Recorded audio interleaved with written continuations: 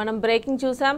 కాంగ్రెస్ ప్రభుత్వ హయాంలో ప్రతిపక్ష పార్టీల లీడర్లపై వేధింపులు రోజురోజుకు పెరిగిపోతున్నాయి. ఇప్పటికే పలు చోట్ల అక్రమ కేసులు అరెస్టులు జరిగాయి. తాజాగా ఖమ్మం జిల్లాలో అర్ధరాత్రి హైడ్రామా నడిచింది. డీసీసీబీ డైరెక్టర్ బీఆర్ఎస్ నేత ఇంటూరి శేఖర్ను పోలీసులు అరెస్ట్ చేశారు. ఎలాంటి కారణం లేకుండానే ఆయన్ను అరెస్టు చేయడంపై తీవ్ర ఆందోళన వ్యక్తమవుతోంది. అర్ధరాత్రి పూట ఇంటూరి శేఖర్ను అరెస్ట్ చేయాల్సిన అవసరం ఏమొచ్చిందని బీఆర్ఎస్ ఎమ్మెల్సీ తాత మధుసూదన్ ప్రశ్నించారు. ఇంటూరి శేఖర్ను తరలించిన నేలకొండపల్లి పీఎస్ ముందు ఎమ్మెల్సీ తాత మధు ఆధ్వర్యంలో బీఆర్ఎస్ పార్టీ నేతలు కార్యకర్తలు పెద్ద ఎత్తున ఆందోళన నిర్వహించారు. శేఖర్ను ఎందుకు అరెస్ట్ చేశారో చెప్పాలని పోలీసులను నిలదీశారు. కనీసం నోటీసులు ఇవ్వకుండా అర్ధరాత్రి అరెస్ట్ చేయడం వెనుక కారణాలు అడిగారు. రాజకీయ కక్షల్లో భాగంగానే బీఆర్ఎస్ నేతలను అరెస్ట్ చేస్తున్నారని ఎమ్మెల్సీ తాత మధు ఆగ్రహాన్ని వ్యక్తం చేశారు.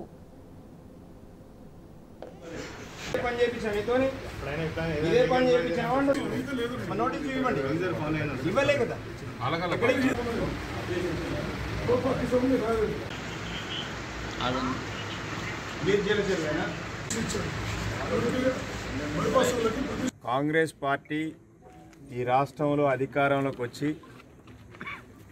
60 రోజులు కూడా కావటం లేదు. కోతికి గనక కొబ్బరి చిప్ప దొరికినట్టు వాళ్ళ పరిపాలన ఉంది.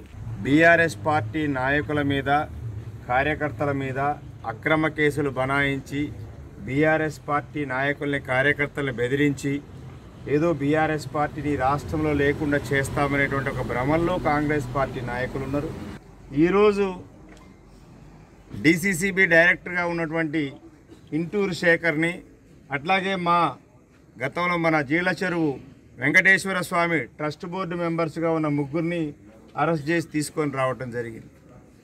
ఎందుకు అరెస్ట్ చేశారనేది పోలీసులకు తెలియదు, లేదా అరెస్ట్ చేసిన వాళ్ళకి తెలియదు. వాళ్ళ మీద ఇంతవరకు ఒక నోటీస్ ఇవ్వలేదు, ఎఫ్ఐఆర్ కాపీ ఇవ్వలేదు. ఇప్పుడు వచ్చి మేము అడుగుతుంటే ఎఫ్ఐఆర్ కాపీ ఏదంటే తయారవుతుంది అంటున్నారు.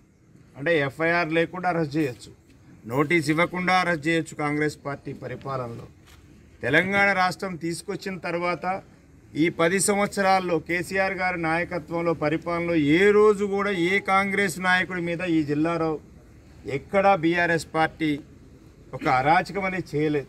ఇప్పటికి కూడా దుర్మార్గంగా వాళ్ళని తీసుకొచ్చారు. పాపం జీళ్ల చెరువు నుంచి ట్రస్టీస్, వాళ్ళకి ఏం తెలియదు. వాళ్ళు దళితులు ఉన్నారు, ఇద్దరు కులం పేరు పెట్టి తిట్టారట, లంజా కొడక అని తిడుతున్నారట.